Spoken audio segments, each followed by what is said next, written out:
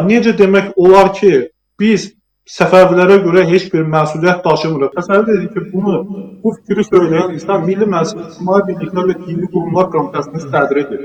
Mən açıq şəkildə üstün efir vasitəsilə Milli Məclisin İntizam Komissiyasına cənab Eldar İbrahimova müraciət edirəm ki, Hacı Mustafanın bu sözlərini İntizam Komissiyasında ciddi şəkildə rəy verilsin. Çünki bu tamamilə indiki Azərbaycançılıq, Azərbaycan dövlətçiliyi konsepsiyasına uyğun gələn bir yanaşma tərzi deyil.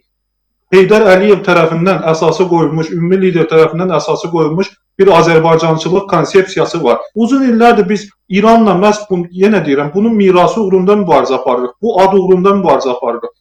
Dursun desin, kimsə Azərbaycandan dursun desin ki, yox, biz buna, onda mən açıq-aşkar deyirəm, bizim həmin zaman Təbrizə, Ərdəbilə, Azərbaycan torpağı deməyimizin nə mənası qalır? Biz orada yaranan, Təbrizə yaranan dövlətə görə məsuliyyət daşımırıqsa, onda bəli, sabah biz yenə İrandan olan kimlənsə bu barədə müzakirə edəndə, mübahisə edəndə o da gətirib Fazil Mustafanın dediyi bu sözləri arqument kimi qarşımıza qoyacaq ki, sizin Milli Məclisinizin komitə sədri, deputat bu barədə açıqlama verir ki, biz ancaq şimalda yaranan ölkələrə görə məsuliyyət daşıyırıq da, bizim Səfəvilərlə bağlı heç bir işimiz yoxdur. Niyə bu cür yanaşma tərzi sərgilənir Azərbaycandan? Azərbaycan tarixinə qarşı bu cür münasibət normal deyil.